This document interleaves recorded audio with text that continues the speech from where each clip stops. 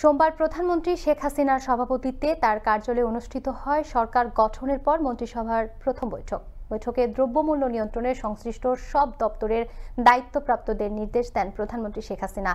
বিকেলে সচিবালয়ে সাংবাদিকদের ব্রিফিংকালে কথা জানান মন্ত্রিপরিষদ সচিব মাহবুব হোসেন। সহকর্মী এসবি বুলবুলকে সঙ্গে নিয়ে প্রতিবেদন তৈরি করেছেন মোস্তফা কামাল তোহা। ক্যামেরায় ছিলেন খলিলুর রহমান। আওয়ামী লীগ টানা চতুর্থ মেয়াদে সরকার গঠনের পর প্রথম বৈঠকে বসেছে প্রধানমন্ত্রী শেখ হাসিনার মন্ত্রিসভা।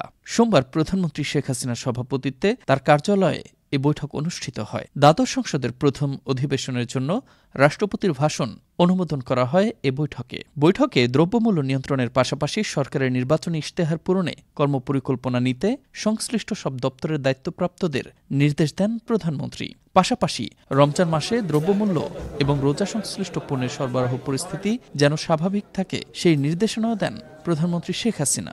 বিকেলে সচিবালয়ে সাংবাদিকদের ব্রিফিংকালে এসব কথা জানান মন্ত্রিপরিষদ সচিব মাহবুব হোসেন। দ্রব্যমূল্য যে নিয়ন্ত্রণের জন্য উনি সর্বাত্মক প্রচেষ্টা নেওয়ার জন্য সংশ্লিষ্ট মন্ত্রীবর্গকে নির্দেশনা দিয়েছেন এবং সবচেয়ে বিশেষ করে আগামী পবিত্র রমজান মাসে যাতে দ্রব্যমূল্য নিয়ন্ত্রণে থাকে এবং একই সাথে রমজান সংশ্লিষ্ট পণ্য যেটা চাহিদা বেড়ে যায় সেগুলো যেন সরবরাহ পরিস্থিতি স্বাভাবিক থাকে সেই ব্যাপারেও কাজ করার জন্য তিনি নির্দেশনা দিয়েছেন। এদিকে সচিবালয়ের সভাকক্ষে সাংবাদিকদের সাথে আলাপ করেন ডাক, টেলিযোগাযোগ ও তথ্য প্রযুক্তি প্রতিমন্ত্রী জুনায়েদ আহমেদ পলক। এ সময় বাজারে জিনিসপত্রের অতিরিক্ত দাম নিলে 333 নম্বরে ফোন করে অভিযোগ জানাতে বলেন তিনি। যদি কোনো ভোক্তা, কোনো ক্রেতা যে কোথাও প্রতারিত হয় বা ক্ষুব্ধ হয়, সাথে সাথে ওনারা 333-তে ফোন করবে, করে স্পেসিফিক ওখানে বলবে।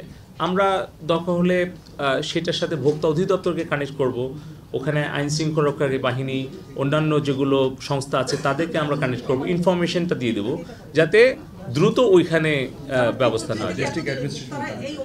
রমজানকে সামনে রেখে এই সেবা আগামী 31শে জানুয়ারির আগে চালু করা হবে বলে জানান তিনি।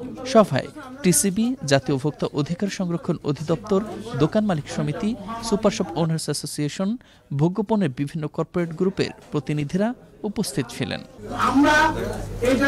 মোস্তফা কামাল তোহা, আনন্দ টিভি, ঢাকা।